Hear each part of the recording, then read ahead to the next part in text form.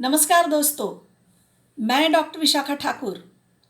आप सभी जानते हैं कि मैं फ्रीलांस फैकल्टी हूँ और विभिन्न विषयों पर लेक्चर्स लेती हूँ। फरवरी माह के चलते हम लव अर्थात प्रेम पर बात कर रहे हैं। मेरे पिछले वीडियोस में हमने देखा कि खुद से प्रेम करने से हमें कितनी सकारात्मकता आ जाती है। हम अपना ध्यान रखने और अपने आप को समझने के महत्व को भी जान गए। फिर हमने इस पर भी बात की कि कैसे हमारे प्रेम का दायरा खुद से बढ़ते बढ़ते परिवार तक फैल जाता है। परिवार में हमारे स्वजनों से कैसे व्यवहार की करना है और कैसे सबका दिल जीतना है। अब हम मानव के दायरे को प्रकृति तक बढ़ाने की कोशिश करते हैं। इसलिए आज का मेरा विषय है लव फॉर नेचर, प्रकृति से प्रेम करना, प्रकृति के साथ चलना और प्रकृति का साथ निभाना। संक्षेप में कहूँ तो अब हमें मानववाद से मानवतावाद की ओर बढ़ना है। ह्यूमैनिज्म से ह्यूमैनिटेरियनिज्म की तरफ जाने का मतलब है अपनी बाहें खोलकर पूरी दुनिया को अपने आगोश में लेना, संकुचित सोच को विस्तृत बनाना। क्या है ये मानववाद अर्थात ह्यूमैनिज्म? तो इसमें मानव इंसान केंद्र में रहता है। सारी सोच मानव की प्रगति, उन्नति, बढ़ोतरी, सुख, सुविधा, संपन्नता वगैरह को लेकर ध्यान में लेकर चलती है। इसमें कुछ गलत नहीं है, बल्कि इसी के चलते आज विज्ञान ने तरक्की की है, नई तकनीकों की खोज हुई है और पत्थर युग में जीने वाला मानव आज चांद और मंगल पर पहुंच गया है। लेकिन प्रगति के नए आयामों की तलाश में हम मानवतावाद से दूर होते जा रहे हैं।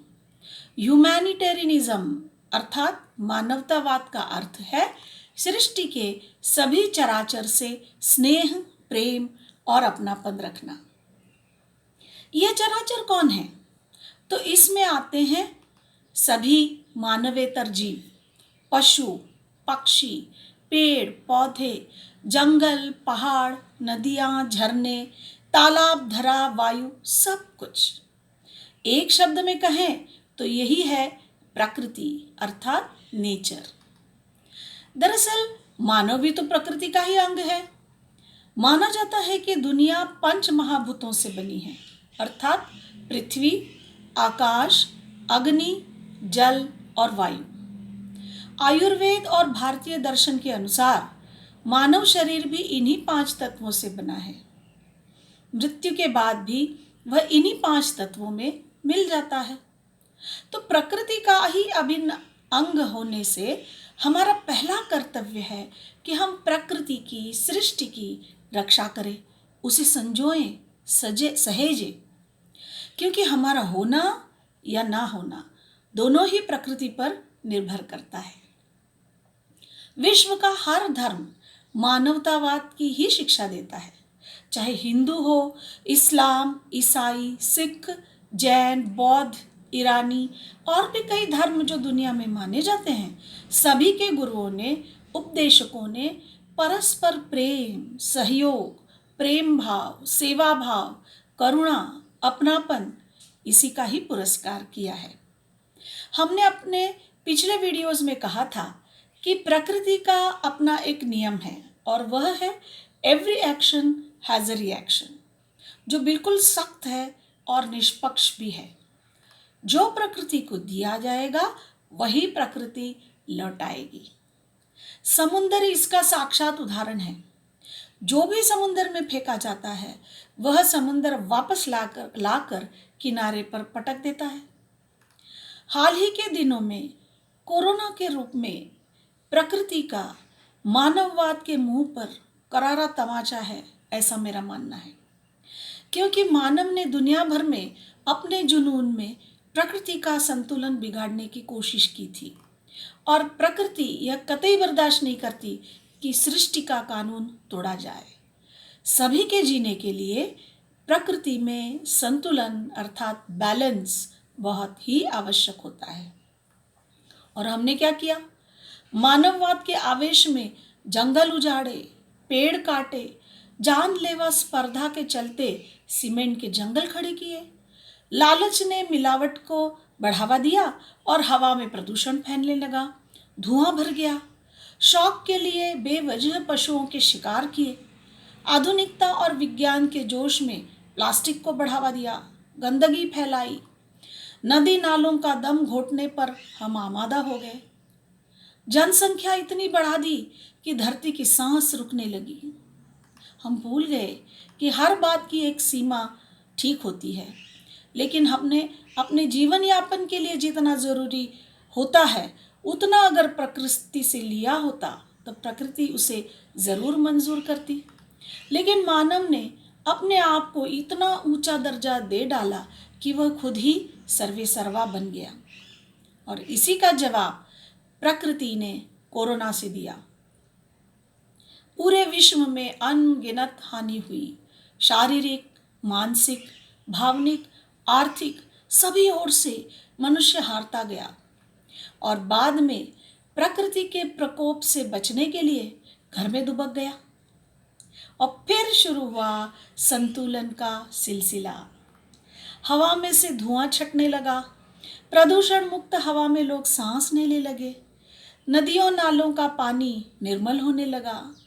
लोगों का रुख शहर की चमक दमक से हटकर अपने गांवों तथा खेतों खलियानों की ओर होने लगा और प्रकृति ने इंसान को आत्मनिरीक्षण का मौका दिया। अब इसके उपरांत हमें असली बात को समझना है और उसके अनुसार अपने जीवन में, अपने व्यवहार में बदलाव लाना है। हमें प्रकृति के साथ चलना है, उसका साथ निभाना है।